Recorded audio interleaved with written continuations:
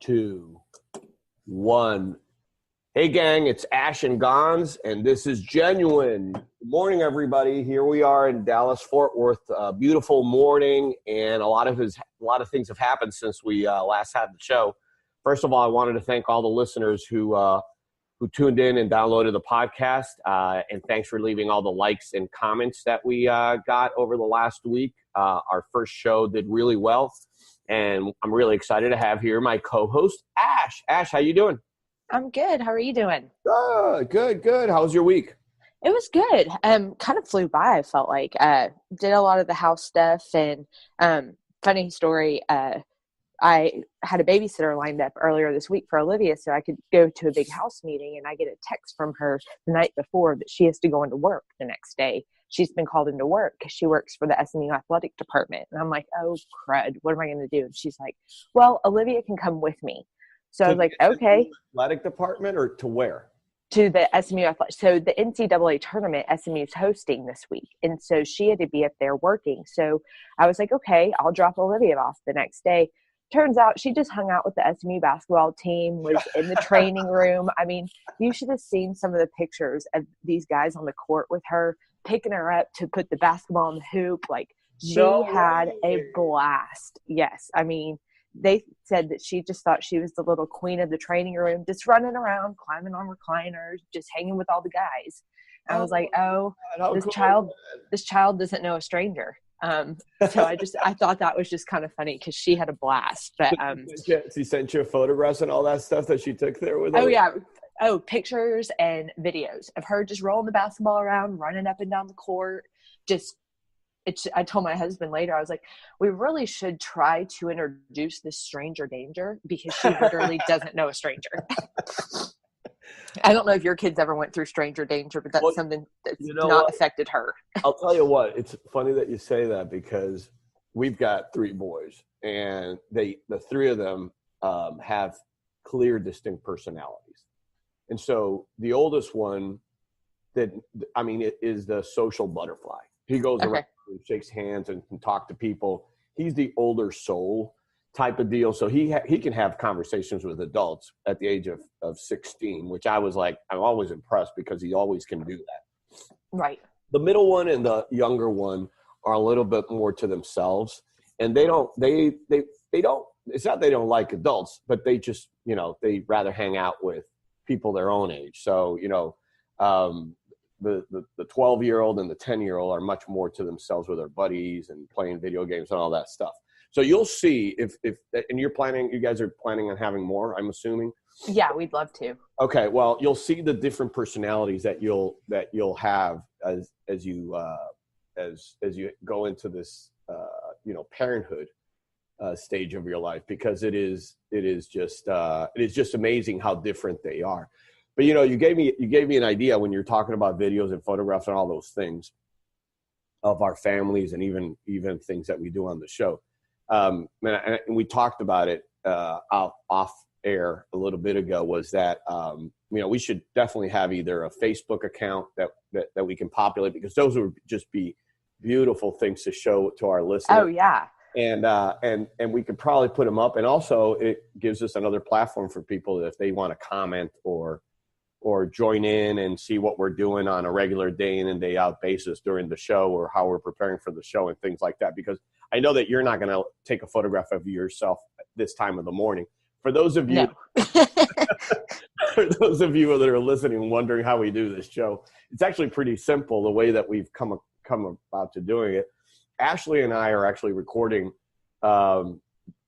these shows, and while we edit them and do a couple of things that we want to do, make sure that we're PC and all that stuff, we kind of give us a couple of days. And one of the things is that Ashley and I are not on the same location. We're basically remote, from each other, which again, it's technology. It's a beautiful thing about technology. You can do these podcasts without actually having to be in the same room with one another. Right. Now that may sort of ruin a little bit of maybe we are sitting in the same recording studio. Well, no, the reality is that now, Ash is sitting over at her house, probably just woke up and put on some sweatpants and a hoodie like I am right now. Right. And we're probably a little bit disheveled for the viewers, but at least our voices, because we've had already our first or second cup of coffee, we're already on the go at this time of the morning. So, but anyway, as I go around in circles, it gives us the opportunity to maybe put on some photographs of us recording or different type of things that I think would be fun to show the listeners and people that are joining. Yeah, definitely. Well, how was your week? You were gone. So I was gone. So, remember last, I told you we went to Puerto Rico. We flew out. We took out the early morning flight. We took the early morning flight leaving Dallas at 7 a.m., which is a beast. You got to wake up at 5 a.m. to get to the airport and all that stuff. And we live just, close by to the airport. It's not a big deal, but I can imagine people that have to take that flight that are from surrounding areas that have to take a little bit longer. Waking up at 4 a.m, it's just, or 4:30 in the morning, whatever time we woke up, it's a bear.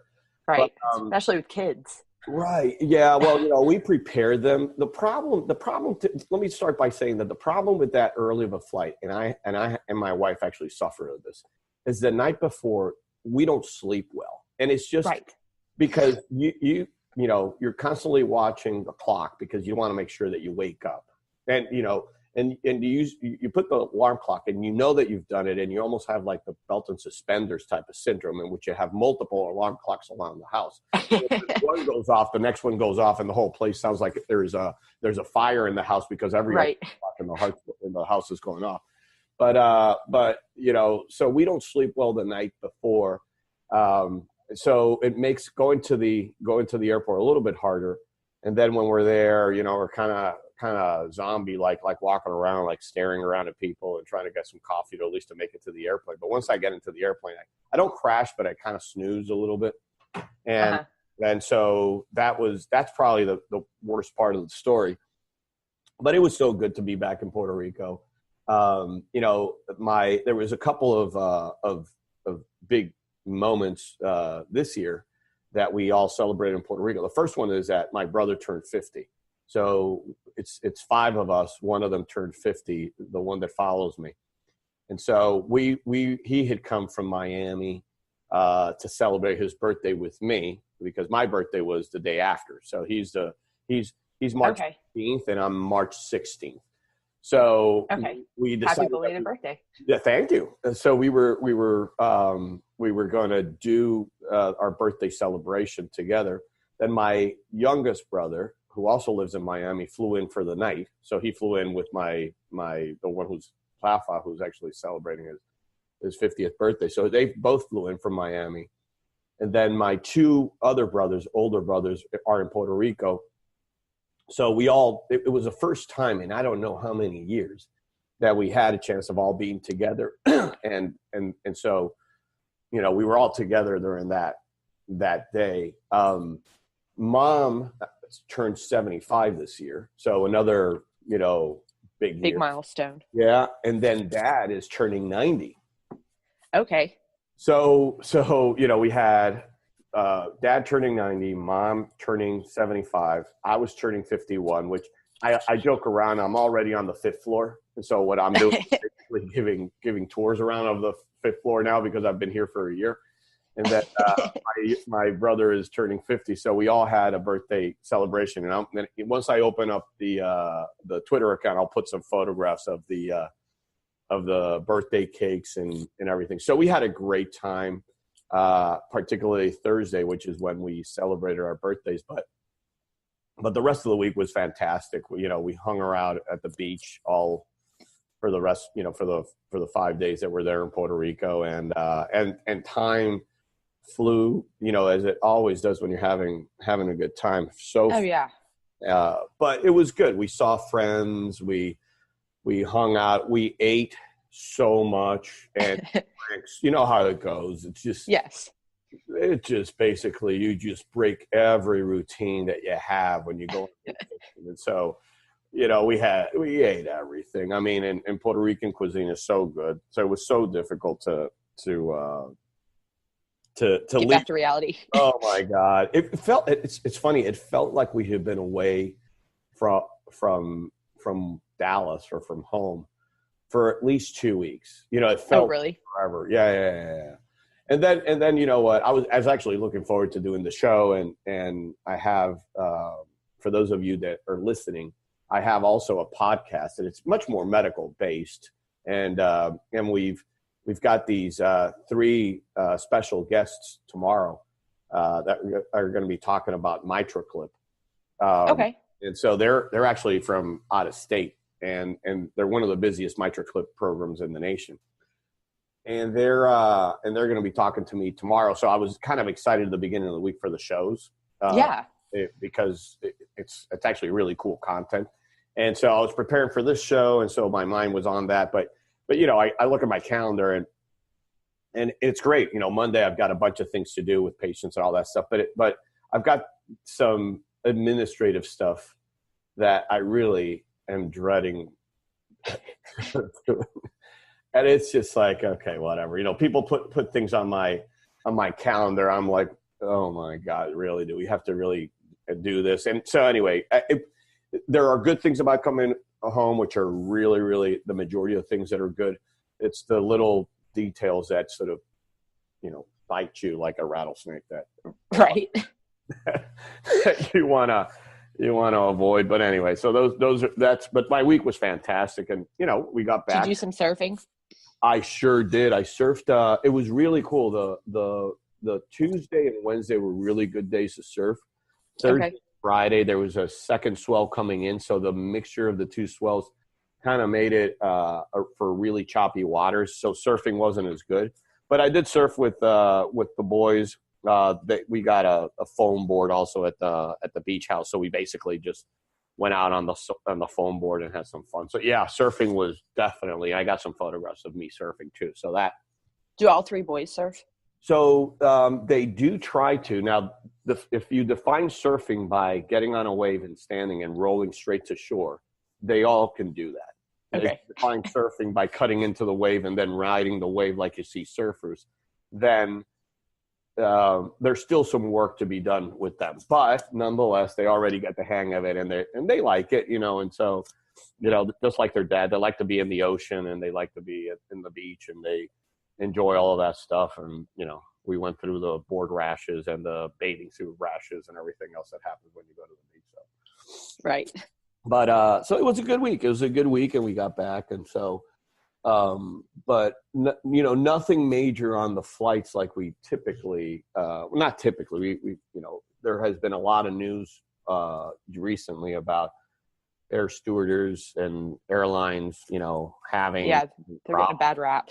Yeah. They had the last one was this whole deal about locking a dog. Did you see that? Oh, it was awful. Like I couldn't even watch it because I mean I'm a huge animal lover. Anybody who knows me knows that. I mean, our dog Molly was our first child, and I mean, I just can't even imagine like what possessed that flight attendant to think it was okay to put a dog in an overhead bin. Like, and it was a puppy, right? It wasn't. Yeah, it was an 11-week-old puppy. And they locked him up in the overhead bin. And she died up there because she couldn't. There's no air circulation if you think about it, right? That's awful. Well, so I saw the story when I was in Puerto Rico, and I really didn't dive into it as much as I should have. But you know, it shows you that traveling on airplanes there's always something interesting or not interesting, or you know, I guess interesting is the best word to use. How's traveling with 3 kids for you? Well, you know what? We've evolved, and now that you're at that stage that you have a toddler, it is very different from those stages. But oh yes, you know, there are several phases to traveling with children that I think that parents go through, and there was probably well, at least one, maybe 2 children on our way that I saw on our way back from Puerto Rico that are in the same age as Olivia, that were probably 18 months, on 2 years. And they're the cutest and most adorable things that you can, you know, that you've seen. And so but they were well behaved. I mean, so in all, we didn't see the horror stories that people talk about. Right. But, the first observation about going with toddlers and kids is first of all, they're excited. Now, it also depends on the time of the day, right? Right. Because if you leave at a reasonable flight, a reasonable time of the day, well, you don't have to deal, maybe the naps come in play. Maybe they're not as fussy, if they have colds or they're not feeling well, all those things play because the poor things can't articulate that. Right. So, and then they can't, is it depressurize their middle ear when they go up in the air, and how you pop your eardrums, right? So you don't feel the pressure. Well, they can't do that, so they feel uncomfortable, and that's where the screaming and the yelling and just the fussiness comes from it. And my heart bleeds out to parents because I've got 3 kids. Okay, you've been there, what it's like. We're pros already. Okay, right. And Natalie, God bless her, she always landed with the brunt of the problem because nobody wanted to be with dad in those situations. They always wanted to be with mom. Right. If we had 3, I had to figure out, I usually gave the baby to Natalie, and Natalie dealt with the screaming child, which no wonder she can't hear television these days because I think it's affected her hearing. And it just makes sense now all of a sudden when I was sitting the other day, walking around the house, and she was watching something on Netflix, and she says, I look up at the screen and there's closed caption. I'm like, why do you have that? I said, I can't hear. I'm like, no wonder. All these years. Oh gosh. Screaming in your ears, you're not going to be able to hear. But it is true. It's never go to dad, or if mom walks off and starts screaming, it's just, I'm okay with that. I'm okay with that. My hearing is perfect, and I probably haven't shed as many years as Natalie has shed when it comes to dealing with them. But so that's one phase, the newborn, and you can typically, there's a certain time in which there's still babies that they want to cuddle, and you can sort of relax them and all that stuff. But then you start getting into the toddler years in which they're mobile. And they want to be independent. Oh, well, semi, right? Because they can reach everything. They can, and it's not only with their hands, but it's with their feet. Okay. And so that's where the really interesting thing starts happening, because not only do you have voice potential, you also have limb potential, right? and that's where you see the kicking of the seats, and you're trying to calm them down, and they don't want to put the seat belts on. They want to slide off. They want to use the little folding table, and they're hitting on it. And so that's where all the agony gets transmitted physically, okay, to the individual that's in front of you. And let me tell you, I've had all things happen in those stages, from the individual that has been very understanding.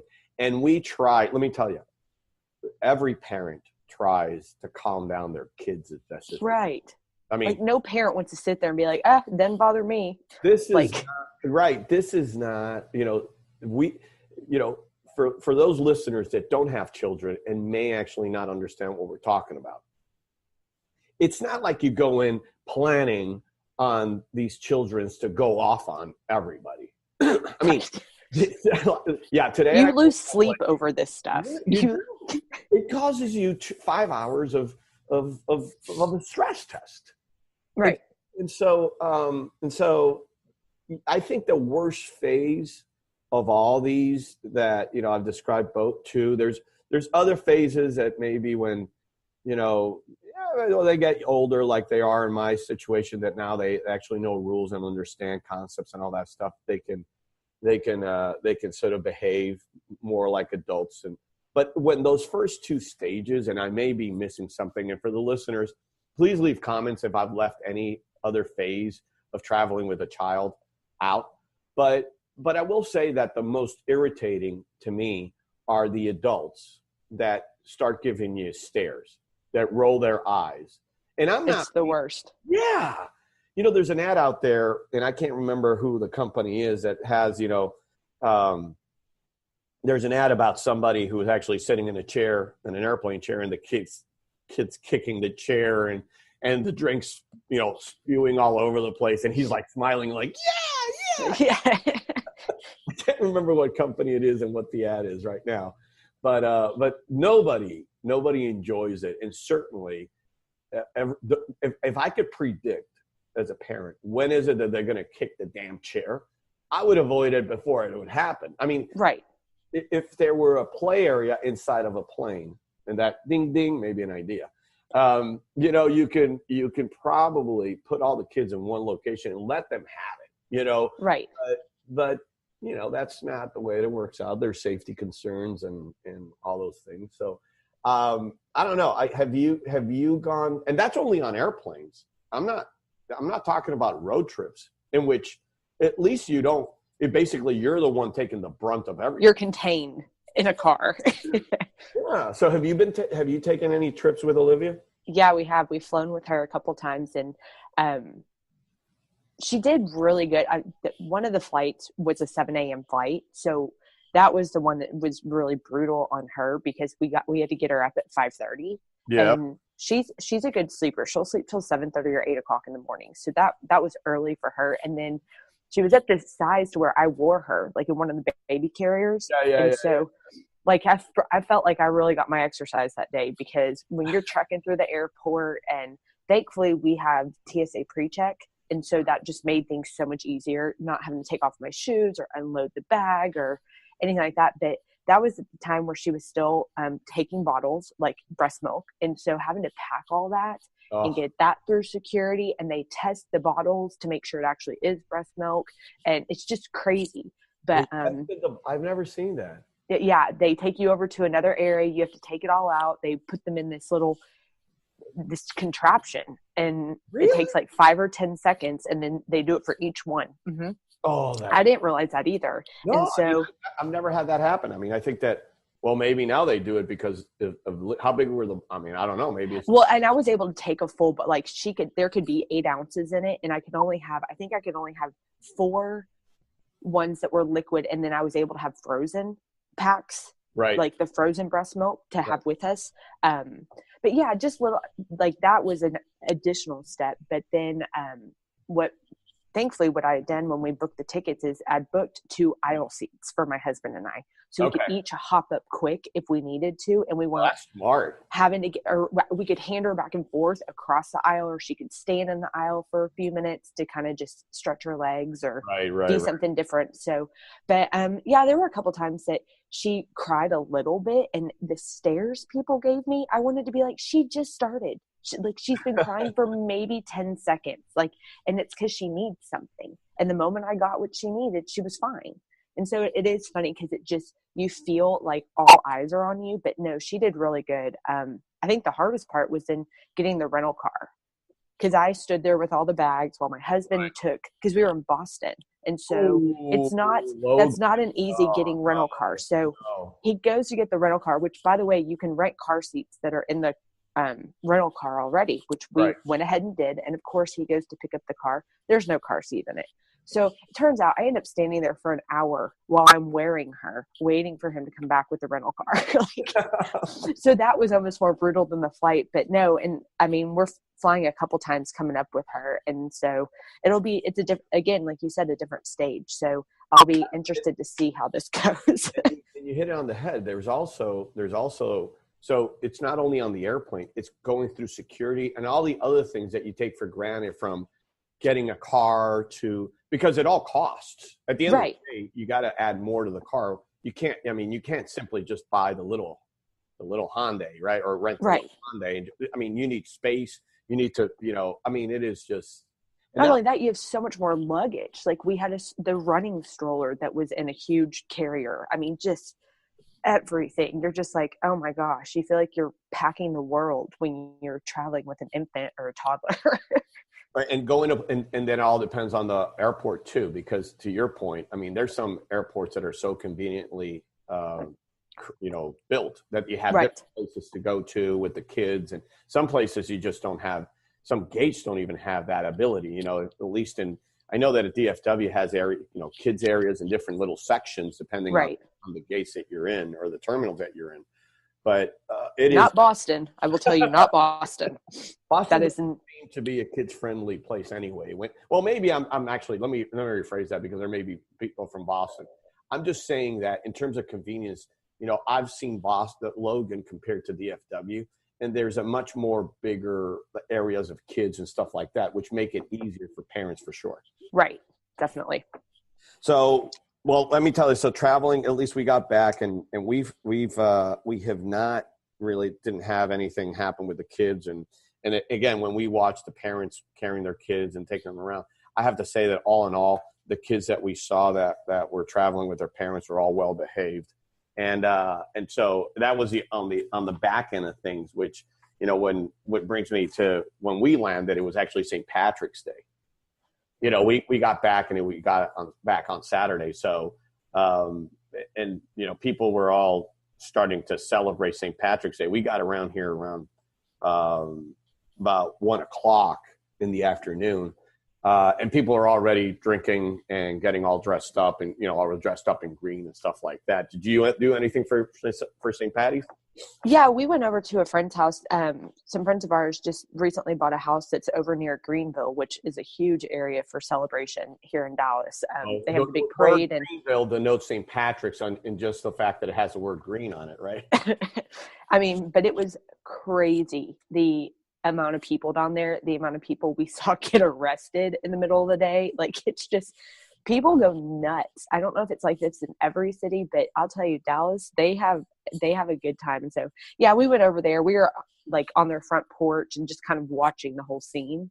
And there were a couple other kids. So Olivia had a blast. But that was our St. Patrick's Day celebrations have changed since having a child. I'll put it that way. No kidding. Although there are people out there that haven't changed, but yeah. So you basically just chilled out, hung out, and didn't do the usual drinking green beer or. We had some green beer, but we weren't starting at 7 a.m. like we used to. Well, I was actually, as I was preparing for the show, one of the things that I started doing was like, okay, St. Patrick's Day. So I did a little bit of research on it, and I came across some interesting facts about St. Patrick's that I didn't know. And interestingly enough, I still can't put together. And maybe it's just because Irish are well known for drinking ale, right? Right. But I did a little bit of research, at least for the listeners, so that they could, at least learn something historically about St. Patrick's, and I found it on the History Channel, which I figured is the best source of information when it comes to But St. Patrick's was well known for being the patron saint of Ireland, and as everybody knows, is one of Christianity's most widely known figures. And so there have been a lot of things written about St. Patrick, and some of them have been inflated to a point that they're basically now urban legend. But in any case, it's interesting to me that St. Patrick was English. He wasn't Irish. Oh, really? Yeah. I did not know that. And the reason we celebrated March 17th is not because of his birthday. It's because that was the day that he died. Which was actually, to me, it was really, I didn't know that. Usually they celebrate like the birthdays, right? So what happened with Patrick was that the reason he ends up in Ireland in the first place was because he was actually kidnapped by a group of Irish pirates they were a very well-off family, and Patrick basically was kidnapped by these Irish pirates and spent 6 years living in captivity in Ireland. Really? Yeah. So that's how he got connected to Ireland. Now, apparently when he escaped after that, that's when he started becoming more of a devout Christian. Okay. And apparently during those formative years, so he was in his 20s by then. He was kidnapped at 16. He actually started looking, while he was in captivity, to religion as a place for solace, and became a devout Christian during those times. And then he started working on being a cleric after he escaped captivity. Well, the interesting spin on his life was that he had had some dreams during that time that had told him that he had to do something bigger with his life. And he talked about God maybe talking to him about it. And but what the reality was that he was appointed by the church to go back to Ireland and convert Ireland into Christianity. So the Irish were pagans back there. Okay. And so that was part of what his job was. But the interesting thing was that he went back and rather than doing what the Spaniards did, you see, the Spaniards went to the New World, and they kind of forced Catholicism onto the Indians when they came to the New World, and it was not a very collegial conversion. Trust me. I mean, there are horror stories about how the Catholics came into, when the Spaniards sort of decided that they were going to conquer the New World. They wanted to change everybody to Christianity. So they forced this down on people. But Patrick actually was smart. What he did is he chose to incorporate traditional rituals into his lessons of Christianity instead of trying to eradicate Irish belief there. And a couple of things that I found interesting about Patrick was that he used bonfires, which were typical of the people in Ireland. The fire was done to honor their gods. And so when Patrick celebrated Easter, he used bonfires as the center of the core of celebrating Easter. Interesting. The second thing was that the sun was also a very powerful figure for these pagan people. And what he did is he incorporated that into a cross. And that's how he created what we call today the Celtic cross. That's well known in Irish people. That's how they got that Celtic cross. But in any case, interesting life. One of the biggest claims to fame for Patrick was, and this is actually, I don't know I think this is false, or it is false, is that he banished all snakes from Ireland. All snakes? Snakes, like rattlesnakes. My husband would love that because he's terrified of snakes. Is he really? Oh my gosh. That's the one thing I say, that he would push me in front of him to get away if there was a snake. Well, I'll tell you what. So a couple of stories spin from this one. And the first one is, I mean, you actually had a really cool story about this guy that had done 100 things or wanted to do 100 things. Yeah, the 100 things list. Yeah. Yeah. So why don't you tell the listeners what it was? Because I wonder if your husband or you would have what Miss Texas did last week on yours or his bucket list. But tell us the story about the guy, because so Sebastian. Oh yeah.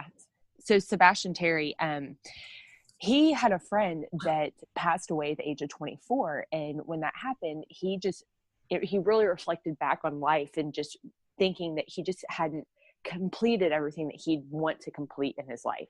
And so he came up with this thing called the 100 things list. And if you look it up online, you really should. I encourage any of our listeners to, because it's so cool to see what some of these things are on the list. But he basically, everything, like some of the crazy things I actually pulled up, running with the bulls, marry a stranger, get shot, help a stranger. But it's the help a stranger that really put him on the map. I feel like there was a really cool ESPN feature on him. And it was just the kindness of helping a stranger. And it just really spoke to me. But I started thinking yesterday when I was telling you about this, I'd love to create a better bucket list. I guess that's what most people call it, but he calls it the 100 things list. But do you have a bucket list? So I don't have a bucket list like people would have a bucket list, like they literally write down something. There are things in my head that I've always have wanted to do. Right. But I don't call it a bucket list. I call it, okay, this is something that I'd like to do. Right. That's kind of how I feel like I am. But I'm like, I need, like, after seeing this, and some of the cool things that are on here, some of the things that he hasn't completed yet. Hit a hole in one, catch a thief. That's going to be a tough one, but right, catch a thief depends on where you go, right? Right, and that's one risky one. You know? Well, the get shot one is a risky one. Did you see that? Yes. So for the listeners, it's actually you can go online and basically search 100 things. Yeah, it's 100things.com. Yeah, and basically you go to the video search portion of your browser, and you can find basically this ESPN video, which is actually not that long. But in any case, one of the things he does is he puts a bulletproof. First of all, he goes to Colombia. Why does he go to Colombia to get shot? I guess it has to do with the old thought about the cartel, but you could probably have gone to Nicaragua and dealt with the Contras there, or the Sandinistas. Right. You could probably gone to maybe any violent city in the United States and done the same thing. But he's from Australia, so maybe it was close. I don't know why he went to Colombia. I never understood that piece. But the bottom line is that he puts a bulletproof vest, and basically just like half a foot away, some guy holds a revolver and shoots him. And shoots him. And they do the countdown, and you're staring at this. I mean, the guy's alive. I mean, this wasn't his last 100 things that he did, but he stands there, he takes a bullet to the chest. I mean, I'm like, I know. I thought the same thing too. I was like, who even thinks of that? I'd love to get shot. Like, right? Why? You wake up and say that? No, that's not what people say. Right. But so, what were you gonna say about was it Miss Texas? Well, I'll jump into that. I'm going to jump into Miss Texas because I think that it falls into that category of things that I wouldn't want to do, but I could see people wanting to do. But, you want to be Miss Texas? No, I'm not going to be Miss Texas for sure. But, when I think about things that I really want to do, and I'm going to encourage the listeners to maybe leave comments about what are their top 3, maybe 5 things that you would want to do and you would have on a bucket list. And so, it's kind of the same thing that you saw Morgan Freeman and Jack Nicholson in their movie, The Bucket List. You know, I'll tell you that if I think about, and let me dial back. And maybe it's an age related thing, kind of, like when I turned 50, you start putting things into perspective because now you're seasoned enough, you've gone through you've gone through college. And so you've done all the college things and you understand the whole college thing. Or I think I remember part of college, not all of college, but I do have experience with what to do and not to do at that level. Right. And then, then you go into your 30s and now you're in professional school and you went through nursing school. And so that's a completely different vibe. Right. And it's a different type of focus. And then I finally I got a job at the age of 39. And then I've worked for, 11 years now in medicine, and I've been a chairman and I've been a chief. And so now that I've done that, I can, at the age of 50, all of a sudden I found myself looking back and taking stock of all the things that I've done. And one of the things that I think, turning 50 made me realize is that I had to be selfish during those years because it's what people expect of you as you go in through this journey, call it being, of medicine, right? And you got to sacrifice family, it was a different era. We didn't have 80-hour work week, so we basically were in the hospital all the time. So you didn't have really a lot of time to think about, but survival of yourself during these grueling years. And I'll tell you that the first 5 years after I finished residency, were equally as painful as they were my first couple of years in residency, because that's when you start learning how to be an independent surgeon, which is incredibly stressful. Oh, absolutely. But then after 5 years, if you really get it together and, kind of feel comfortable in your place and you can do things. But I'll tell you what 50 has done is made me realize what were all the things that I hadn't done that I wanted to do. And they're very simple things. I'll tell you one of the things that that I really, really am doing. Maybe it is on the bucket list, but it was something that I hadn't done very well. And it may have been, number one, is being a good father. Okay. Being a good father. That was something that I hadn't been able to do because it was just call, work, growing, changing, all that stuff. Now at the age of 50, I don't want to sacrifice that for anything. Right. The same thing holds true of being a better husband, and I mean that in a way of being more communicative, listening, having time to sit down, relax, and have a meal with my wife, More present. Yeah. Right. And so put down the cell phone. When I'm off, I'm off. Okay. And part of the challenges that I have as in my current role is that, people expect you to drop everything to pick up the phone or even leave activities because you're the chief. Right. Okay. And so, whether it's somebody who is going to undergo a tough heart transplant, well, the only one who could do it is you. Well, that's not true. Okay.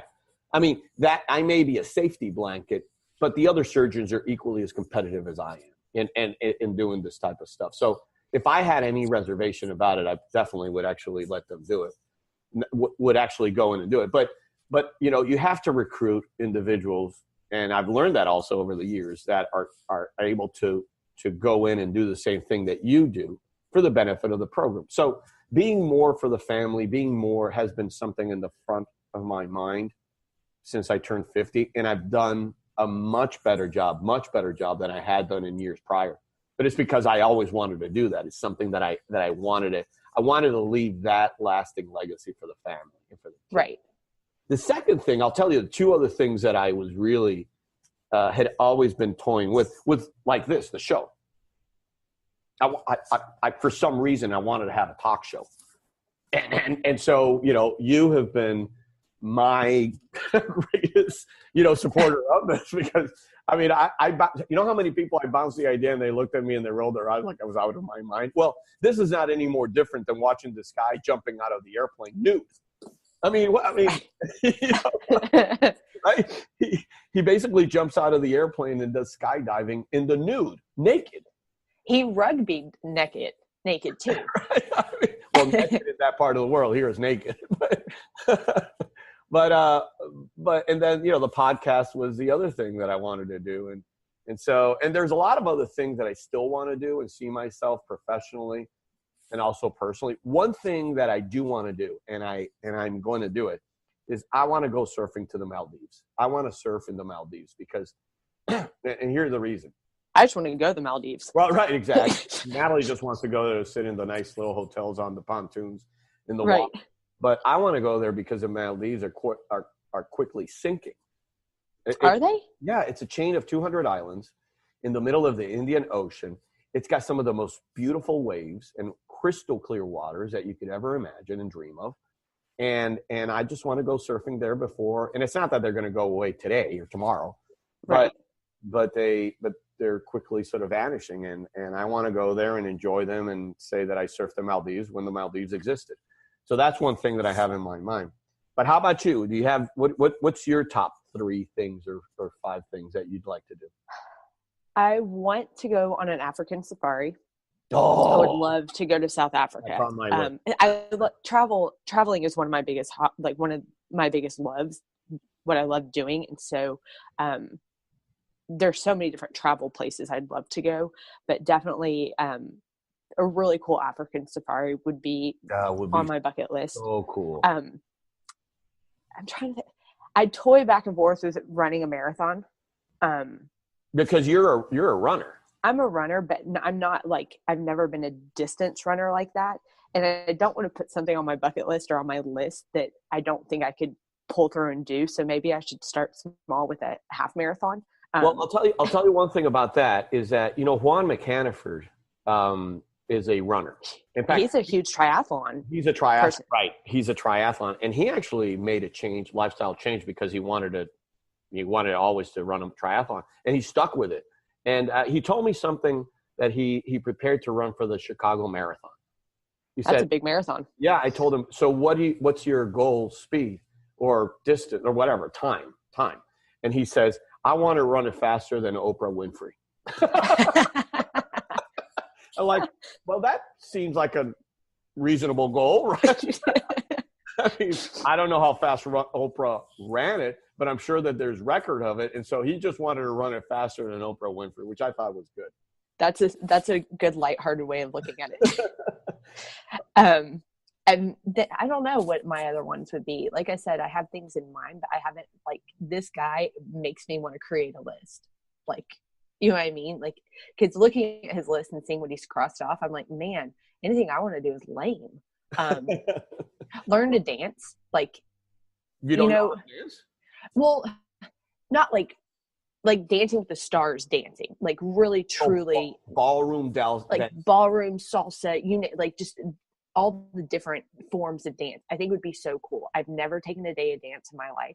As a child, I was never in dance, so it's basically like I have two left feet. You a gymnast? I did gymnastics, but I never did dance. Okay, because I always thought that came hand in hand. I never did the tap, ballet, jazz, none of that. I wanted nothing to do with it. I love gymnastics, but yeah, I think that'd be something fun. That'd be something that would be a challenge for me, which I like. So we've got dancing, we've got marathon, okay, mm-hmm. And then you've got African safari. Yeah, well, those are pretty good. I mean, just what I can think of off the top of my head.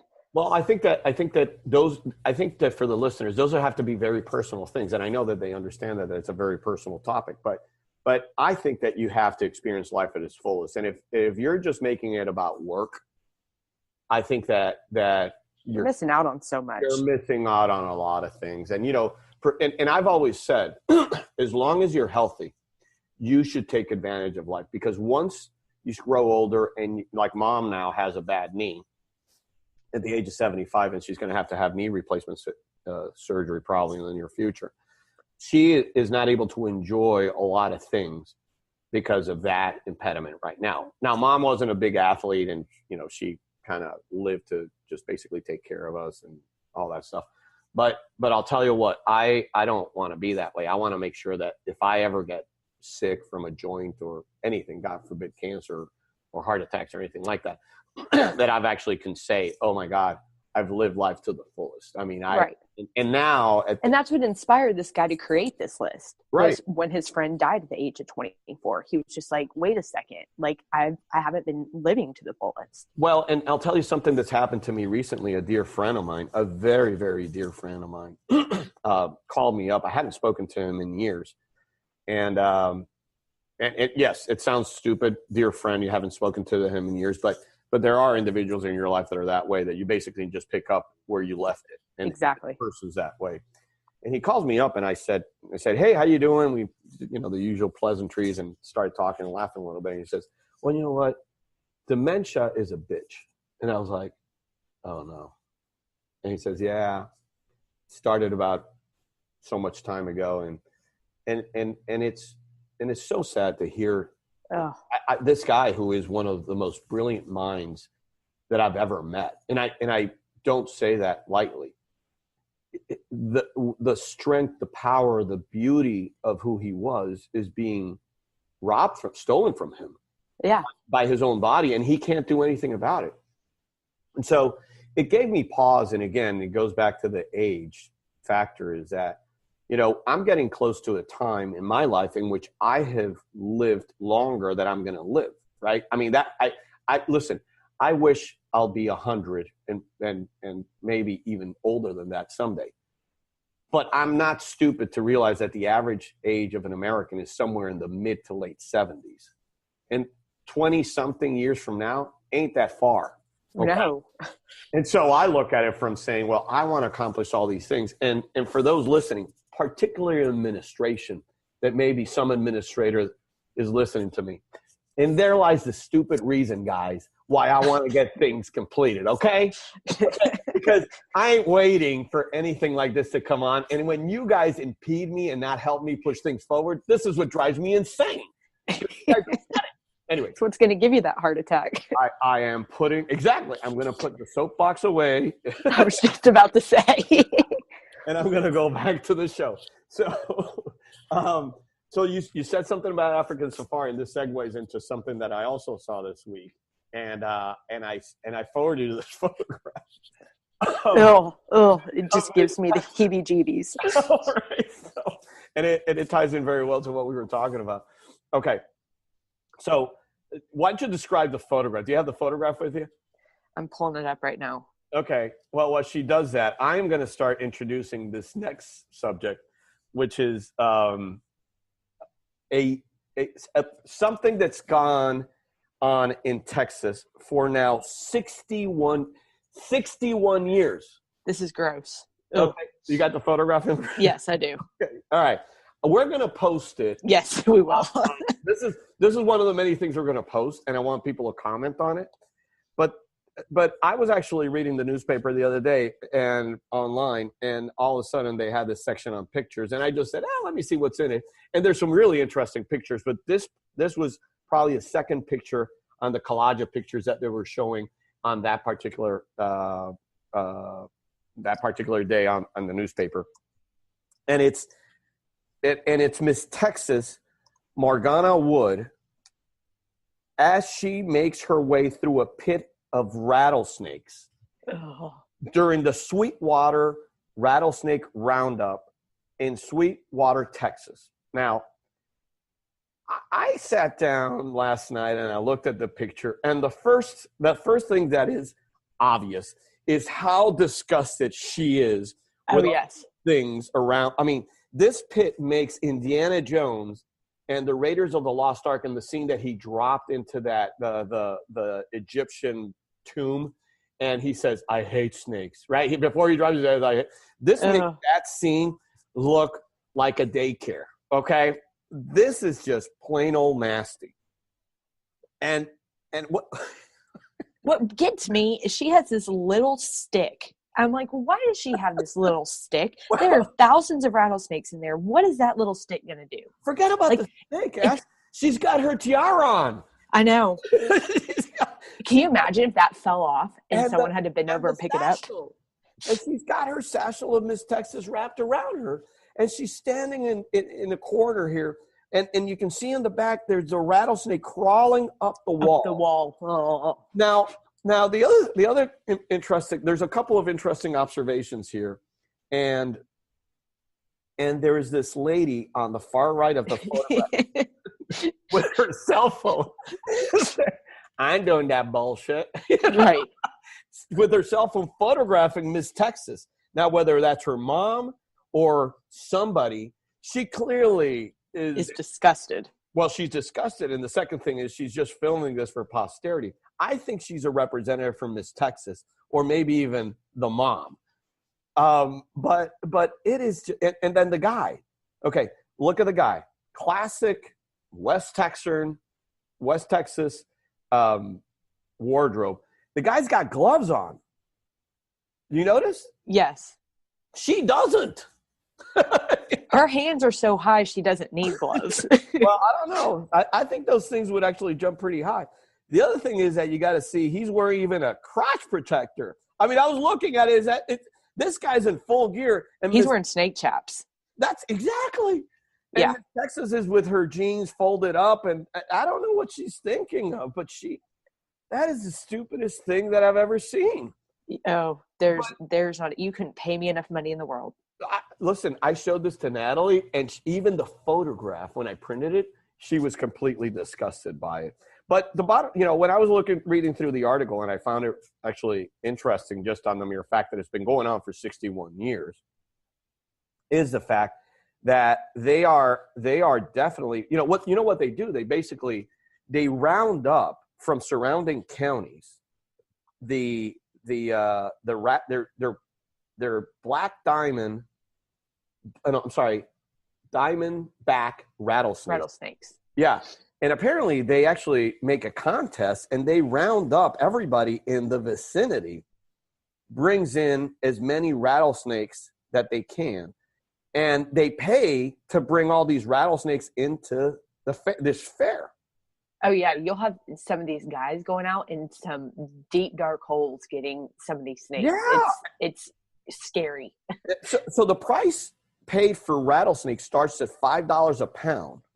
So you bring, okay, how many rattlesnakes to make a pound? It's all dependent on the size of the damn thing, but you still have to catch the things, right? Right. And then what they do is they skin them.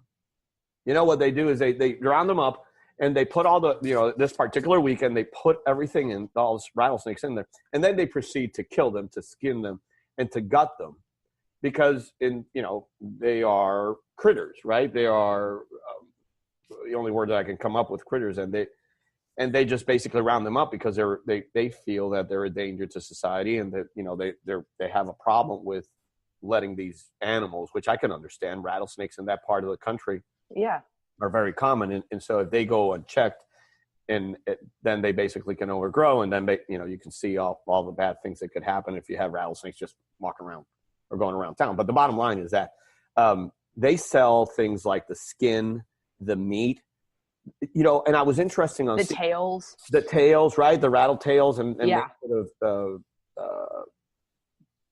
things out of it, but whatever. So the gallbladders get sold. Ooh. Right? For what? So I looked into that. So apparently rattlesnakes gallbladders go for $5 each in the Asian market. So there's a black market for rattlesnake gallbladders? Well, it's not black because it's legal, but then I went online and searched what do people use gallbladders in Asia, rattlesnake gallbladders for, and apparently it's for cough. It's an anti-tussive. Really? I didn't know that. So they use the bile to create medicine. Apparently there's and I wish I had a pharmacist here who could actually talk a little bit about it, but that gave me an idea also now. Well, if we have any pharmacists listening, comment in. I'll call it in, or we'll text it in or whatever, right. But or just to leave it on the comments. Yeah. But they apparently they use the gallbladder, the bile, and they can make anti-tussive. So basically, and they're good expectorants too. So, if you have a cold or bronchitis or all that stuff, that's what they sell it for. I'll stick with Mucinex. Now, but why is this only being done in Asia? Now I'm really curious. Well, apparently it's an old Asian medicinal therapy. I mean, this is apparently has been going on for centuries. Now, maybe, I don't know, maybe they do use it and they chemically create it, but is it much more because maybe in Asia it's much more natural and it's not chemically produced and processed? Right. And so I really don't know, but that was a really interesting thing from a medicine point of view. Very interesting. The other thing that I wanted and this goes to show, okay, so one of the things that Ash and I, or at least I do, laugh about is people. Okay, because people do good things. And again, I'm not going to say that everything that the guy that did 100 things is right. Some of the things are crazy. Okay, like we pointed out, the whole jumping out of an airplane naked or playing rugby naked. That's a little bit on the crazy side. And I'm like, and you just scratch your head and laugh and say, what are they thinking of? But right. People who say things, and I listen, I may not sound and say things all the time like a proper good old, bread and butter American. Okay. And part of it is because I'm from Puerto Rico. I'm not going to use that as an excuse that sometimes I'll say things and they don't sound right or they sound off a little bit. And I'm okay with that. Okay. But there are that at least logically, I try to stay within the realms of a discussion. Okay. And I know I'm scatterbrained and a lot of things I can say a lot of things and I go left and right and people are scratching their heads. And after a while, they kind of put things together and they say, okay, this is what he meant. So here I go back into my circles as to what I was surprised and laughed about. So in the article, they interviewed apparently Miss Snake Charmer. Okay. So in this festival, they have a queen. Okay. And this year is, and I may be, okay, first of all, I may be killing this name, but it's Sierra, not Sierra, okay? Sierra Piper. And she spells it Cyera. That's okay. Sierra or Sierra? Sierra, I would think. I still don't know. Because if you pronounce it quickly, it's Sierra. Which is right. Now, again, I'm not going to make fun of West Texas. But it's different. And that's cool. Okay? So Sierra Piper, Miss Snake, let's stick with Miss Snake Charmer because I don't want to go back to her name. And she has a sash as well that says Miss Snake Charmer. Yes, and she has a silver tiara, okay? Tiara. And they interview her and says, it's a huge honor. It's such a big deal in Sweetwater. It's way bigger than prom queen. Anyways, I'm not finished. She said, posing for pictures with fans. Okay, so Piper grew up, Miss Snake Charmer, grew up with the Roundup, doing all the dirty and bloody jobs, including skinning the headless snakes. And then she says, and I quote, they don't feel pain like humans because they're cold-blooded. Once I learned that, I didn't have any sympathy, she noted. And the article goes on. Oh my gosh. I have no comment. Sierra, I'm glad you're Miss Snake Charmer. Oh my God. Listen, we could go on and on and on. We got a lot of other things that we wanted to talk about, including, the hottest social scene in town is in the singles bar. It's a supermarket, which I do have a comment on that because Natalie and I, anyway, I'll tell you about that in the next show. And then we still had to talk about the Halo ice cream, which is also a cool story because now I got to go back to it after everything I ate and drank when I was in Puerto Rico. But I think that's for the show, Ashley. So why don't you sign off for the group?